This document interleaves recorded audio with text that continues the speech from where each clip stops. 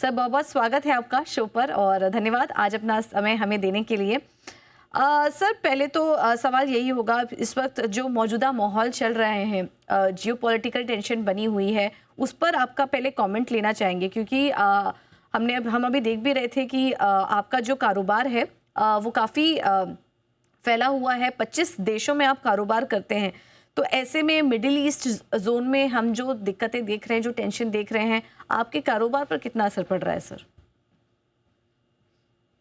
Puja, thank you very much सबसे पहले तो हैविंग मी हियर। एंड दूसरी चीज, प्रेजेंट सिचुएशन के अंदर ऑनेस्टली बताए तो हमारे कारोबार के अंदर बिल्कुल भी फर्क नहीं पड़ा है। एज हम हमेशा से मेंटेन करते रहे हैं कि हम सबसे पहले इंडिया फर्स्ट की पॉलिसी पे काम कर रहे हैं। हमारे एक्सपोर्ट लिमिटेड है, 10% तक के ही हमारा एक्सपोर्ट लिमिटेशन है, बाकी हम सब इंडिया को ही सर्व कर रहे हैं। ठीक है, थोड़े समय के लिए कहीं ना कहीं कुछ रुकावटें आती हैं, लेकिन बाय एंड लार्ज हमारे ऊपर इसका कोई भी फर्क नहीं पड़ा है। ना तो किसी रॉ मटेरियल इंपोर्ट के ऊपर फर्क पड़ा है, क्योंकि हमारा कोई रॉ मटेरियल ऐसा नहीं है जो मिडिल ईस्ट की तरफ से आ रहा है। और मिडिल ईस्ट में हमारी कुछ सप्लाईज हैं मिडिल ईस्टर्न कंट्रीज के अंदर, पर वो अभी करीब 15 से 18 महीने दूर हैं। तो हमें उस हिसाब से कोई फर्क नहीं पड़ा। एंड ऑनेस्टली अगर आप एक दूसरी साइड देखेंगे तो ये सब शांत होने के बाद में नई अपॉर्चुनिटीज डेफिनेटली हम सब लोगों के लिए आएंगी ही आएंगी। सर नए अपॉर्चुनिटीज़ पर मैं आऊँगी, लेकिन ये जो कच्चे तेल का बढ़ना है सर, वो बड़ा इम्पैक्ट बताया जा रहा है सभी कॉर्पोरेट्स के लिए। तो उसका इम्पैक्ट कहीं ना कहीं डायरेक्टली इनडायरेक्टली कंपनियों को झेलना पड़ ही रहा है, क्योंकि इनके इनपुट कॉस्ट में बढ़त हो रही है। आप पर कितना इम्पैक्ट आ रहा है ये फ्यूल कॉस्ट के बढ़ना? अभी तक तो पूजा हमारे पास बेसिकली सिर्फ एक थोड़ा सा गैस गैस के प्राइसेस में इंक्रीज हुआ है, और बहुत ही इनसिग्निफिकेंट इनफैक्ट है वो। फ्यूल प्राइस स्टेबल है, फ्यूल प्राइस में कोई दिक्कत है नहीं। और दूसरी चीज हमारा क्या है कि majority of raw material include जो है वो पास थ्रू बेसिस पे है।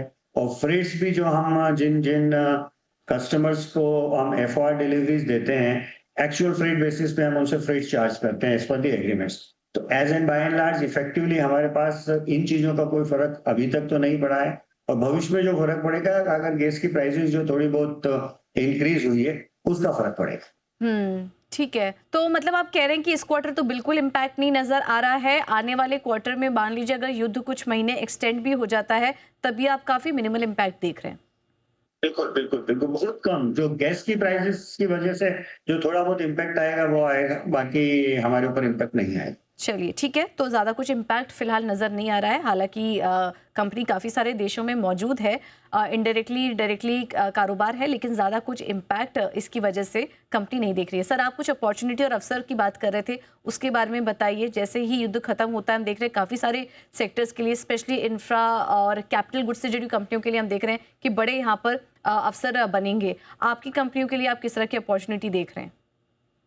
मुझे एक कहावत है कि विध्वंस के बाद हमेशा पुनर्निर्माण होता है। जी। और जब पुनर्निर्माण होता है तो कई सारी अपॉर्चुनिटीज सब आती हैं, और हर लोग मिलके पुनर्निर्माण के लिए पे काम करते हैं। इराक के समय पे हमने ये चीज देखी है, और कई सारी अपॉर्चुनिटीज सभी लोगों के लिए आई, इंक्लूडिंग हमारे लिए।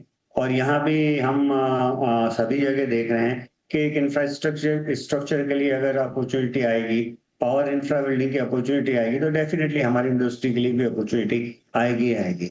दूसरा एक बहुत इम्पैक्टफुल इम्पैक्ट जो मेरी कंपनी के लिए हमें इस चीज का बेनिफिट मिलेगा, कि हम जो बैकवर्ड इंटीग्रेशन करके हम जो कंपोनेंट्स डिविजन्स बना रहे हैं, उसका सबसे बड़ा फायदा ये होगा कि न केवल हमारे को बल्कि यहाँ के लोगों को भी ये समझ में आएगा कि हमारा जो बैकवर्ड इंटीग्रेशन का थॉट प्रोसेस है, और जो एडिशनल कैपेसिटीज है, वो ये चाहेंगे कि इंस्टेड ऑफ इंपोर्ट करने के हम यहाँ से ही खरीदें, हमसे खरीदें, ताकि अगर कभी इस तरह की कोई जियोपॉलिटिकल सिचुएशन आती है तो वो लोग इम्पैक्ट ना हो।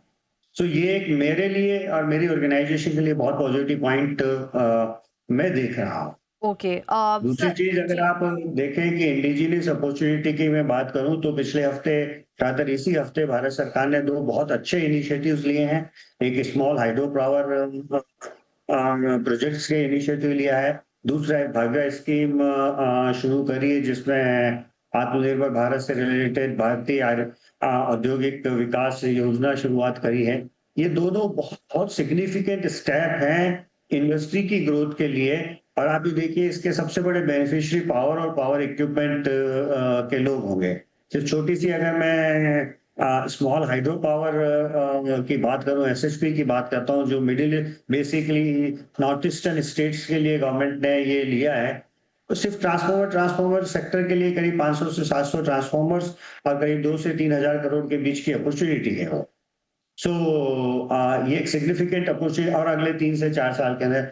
और वहीं भाव्या जो है, जब 100 से 1000 एकड़ के industrial park, plug and play government industrial park बनाना चाह रही है, तो प्लग एंड प्ले तो तभी संभव है जब इलेक्ट्रिसिटी वहां लास्ट लाइन तक पहुंची हुई हो, और इलेक्ट्रिसिटी बिना ट्रांसफॉर्मर के बिना पहुंचेगी नहीं।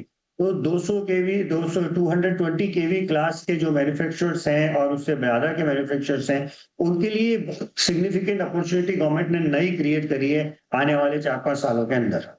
इंडस्ट्रियल पार्क में जो बड़े निवेश की घोषणा की है वो एक काफ़ी इंपॉर्टेंट डेवलपमेंट होगा, बड़ी अपॉर्चुनिटी यहाँ पर क्रिएट होगी कंपनी के लिए। सर, ये एक काफ़ी इंपॉर्टेंट पॉइंट आपने हाईलाइट किया। तो सर, ऑर्डर बुक को लेकर फिर आप क्या एक्सपेक्ट कर रहे हैं? वैसे तो अभी क्वार्टरली रिजल्ट्स आने हैं, बट क्या कुछ गाइडेंस दे पाएंगे कि ये फाइनेंशियल ईयर आप कितने ऑर्डर बुक पर क्लोज करेंगे और आगे के लिए क्या टारगेट होगा आपका? पूजा, हम लोग अगले 3 साल में 8,000 करोड़ के रेवेन्यू या $1 बिलियन के रेवेन्यू के टारगेट पे काम कर रहे हैं, और हमारा फोकस सिर्फ और सिर्फ उसी पर है।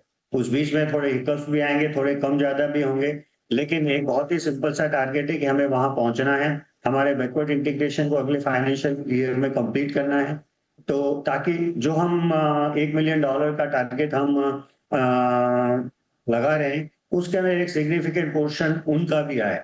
हम और किसी चीज में भी नहीं सोच रहे हैं, फोकस सिर्फ और सिर्फ कंपनी का यही है कि हम उस टारगेट को अगले 3 साल के अंदर कैसे अचीव करें, और हम 100% श्योर हैं कि हम वहां तक पहुंच जाएंगे।